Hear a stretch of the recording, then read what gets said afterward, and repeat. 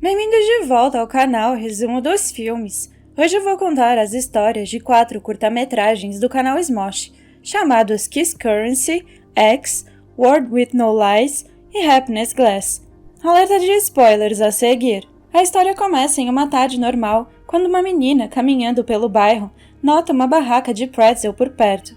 O vendedor lhe entrega de bom grado um pretzel, mas pede 3 beijos em troca. A garota parece chocada no início, mas ela logo o beija nos lábios e se afasta. É então revelado que os beijos substituíram o dinheiro e se tornaram a moeda mundial. Enquanto isso, um corretor de imóveis está mostrando a um casal uma casa que eles pretendem comprar. Depois de tudo estar finalizado, eles são convidados a pagar $200 mil adiantados. O marido simplesmente recua, enquanto a esposa e o corretor de imóveis começam a se beijar.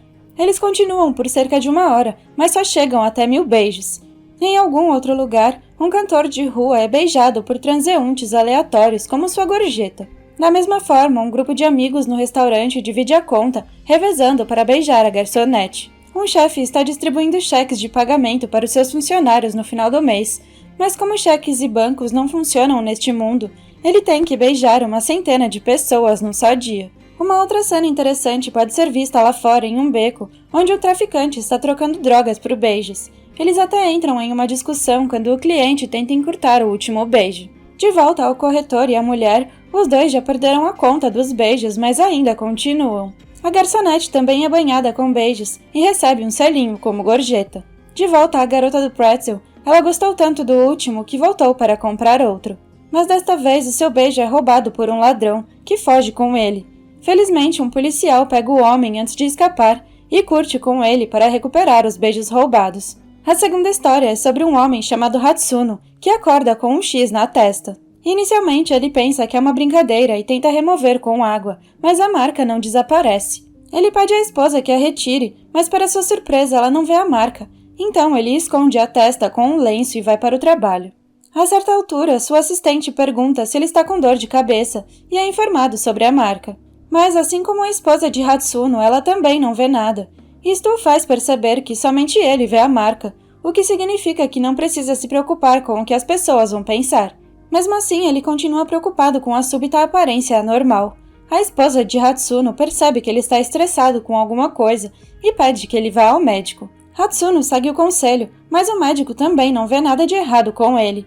Ele imagina que o homem anda estressado e prescreve um monte de remédios para acalmá-lo. No caminho de volta, Hatsuno ainda está preocupado, quando de repente ele se depara com outro homem com uma marca idêntica na testa. Eles pulam de alegria ao descobrirem que não estão sozinhos. E um tempo depois, eles estão em um restaurante à beira da estrada falando sobre suas experiências com a marca. O nome do outro homem é Kira, e ele recebeu a marca há 2 meses. Ele sabe um pouco mais sobre isso porque o seu pai também tinha a marca na testa antes de morrer.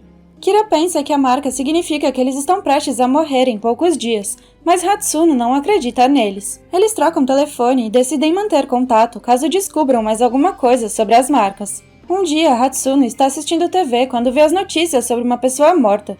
Em seu último discurso, ele tem a marca de um X em sua testa, que só Hatsuno pode ver. Chocado, ele liga para Kira e descobre que ele também morreu. Na cena seguinte, Hatsuno vai ao seu funeral e vê que a marca desapareceu. A previsão de Kira era verdadeira, o que significa que Hatsuno está prestes a morrer. Ele sabe que não pode mudar o seu destino, então decide viver o pouco tempo que tem ao máximo. Naquele dia de trabalho, ele encontra um cliente que precisa desesperadamente de um empréstimo. Hatsuno lhe concede o dinheiro e está feliz por ter feito algo bom em sua vida. Isso lhe proporciona um pouco de satisfação e ele começa a sentir que a sua morte não é tão ruim afinal de contas. É o aniversário da sua esposa, então no caminho de volta para casa ele compra um presente para ela. Mas no trem ele percebe que todos à sua volta têm uma marca na testa. Percebendo que está prestes a desmaiar, ele sai na estação seguinte, mas o terror o segue quando vê que todos na estação também têm a marca. Hatsuno corre para fora, mas a marca o segue em todos os lugares, até mesmo em sua casa. As notícias na TV revelam que um vírus com uma taxa de mortalidade de 100% está se espalhando por toda a Ásia. Na última cena, um político japonês diz ao povo para ficar tranquilo, declarando que o vírus não é nada perigoso. No entanto, Hatsuno, que sabe a verdade, grita de desespero. A terceira história se passa em um mundo onde o conceito de mentira ainda não foi descoberto, e as pessoas sempre dizem a verdade, não importa o que aconteça. O episódio começa em um casamento, onde uma mulher bonita está se casando com um homem pouco atraente. O melhor amigo deles faz um discurso para os recém-casados e revela que a mulher está se casando com aquele homem apenas por dinheiro. Além disso, ela já esteve em um relacionamento com o seu outro amigo, Shotaro, que também está no casamento. Enfurecido, o noivo ataca Shotaro, causando uma grande confusão. Mas esses tipos de conflitos são comuns no mundo sem mentiras. Todas as propagandas, ladrões e até mesmo políticos sempre dizem a verdade. Um dia, após o casamento, Shotaro é demitido do seu trabalho. Ele argumenta com o seu chefe que o produto deles não presta, mas não consegue o emprego de volta. Após o dia agitado, ele sai com a sua namorada, mas ela também termina com ele. Acontece que o seu chefe está se aproximando dela e ela quer lhe dar uma chance por causa do seu status. Cansado do seu azar, Shotaro volta para casa. De repente, ele vê uma bolsa no chão e a pega, mas é visto por um policial. Ele tenta explicar que estava prestes a entregar a bolsa ao seu dono, mas o policial não escuta. Ele pensa que Shotaro é um assaltante e aponta uma arma para ele. A vida de Shotaro passa na sua frente e, num momento de pânico, ele diz que a bolsa pertence a ele. O policial não lhe faz mais perguntas e vai embora. Shotaro não percebe o que ele acabou de fazer e volta para casa exausto. Ele vive com seu pai, que descobriu que o seu filho está desempregado. Envergonhado com a sua vida, Shotaro afirma ter conseguido um bom emprego ainda hoje. Seu pai acredita nele, o que o deixa em estado de choque.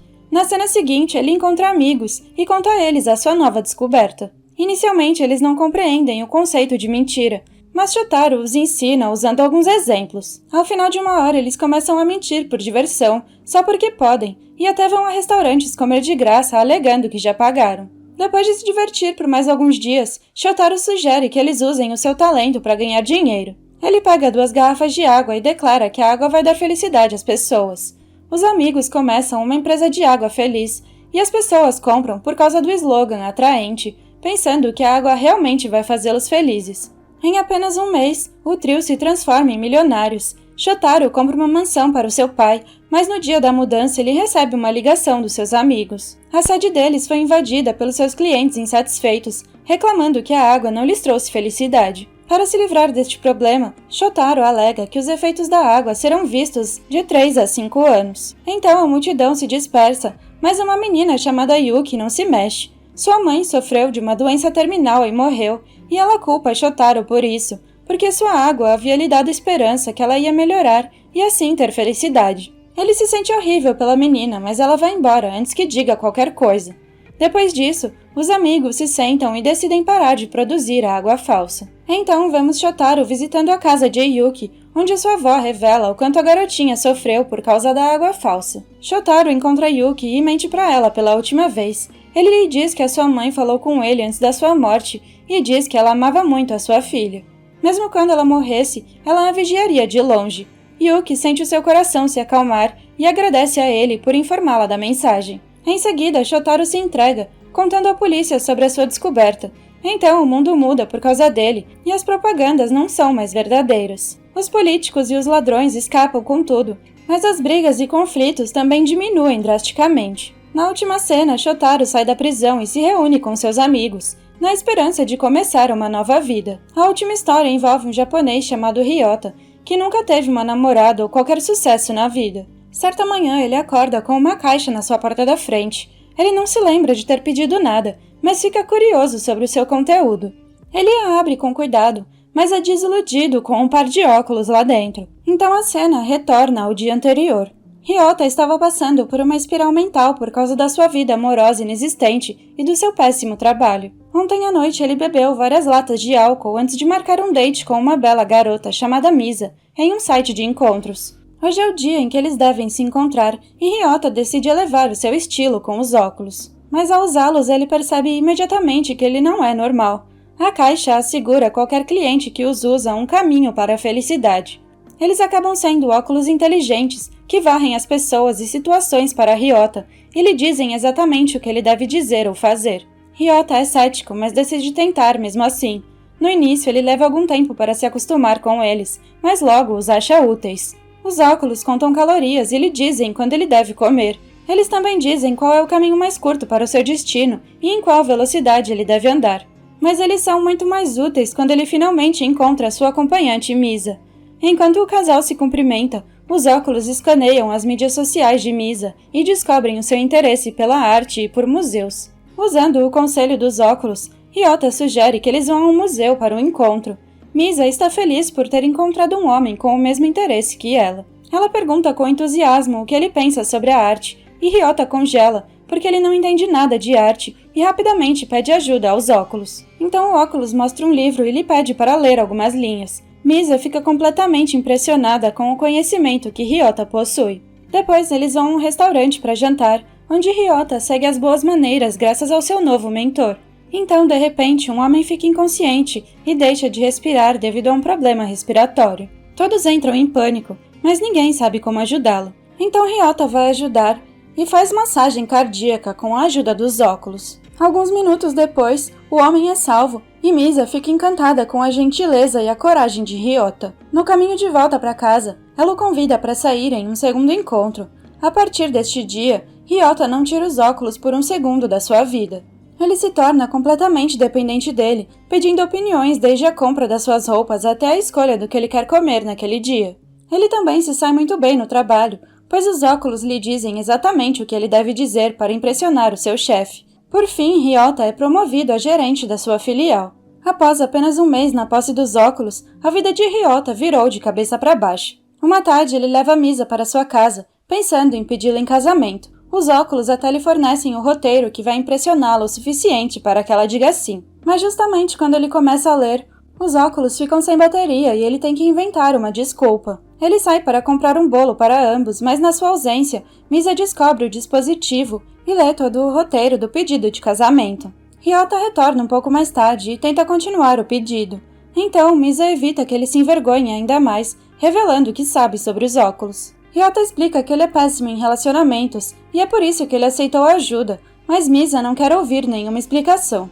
Ela se sente horrível por cair nas mentiras dele e afirma que quer estar apaixonada por ele e não pelos seus óculos. Então, Ryota tira os óculos, prometendo ser ele mesmo com ela a partir de agora. No dia seguinte, Misa está no trabalho, quando Ryota se aproxima dela para pedir desculpas novamente. Ele não tem os óculos e cumpriu a promessa que fez ontem. Ele diz a Misa o quanto a ama e lhe pede em casamento com o anel. Mas quando Misa concorda em se casar com ele, descobrimos que ele está usando uma lente substituta para os seus óculos. Um flashback de ontem revela que enquanto ele jogava fora o seu precioso óculos, as lentes foram uma sugestão do aparelho. Sem saber de tudo isso, Misa está feliz por estar comprometida com o amor da sua vida. Em algum outro lugar, o casal está sendo transmitido ao vivo em uma reunião. Os fabricantes dos óculos usaram Ryota como sujeito de teste para provar a sua eficiência. O episódio termina quando eles fazem um acordo com um investidor para tornar os óculos comerciais. Obrigada por assistir, não se esqueça de se inscrever e deixar o seu like.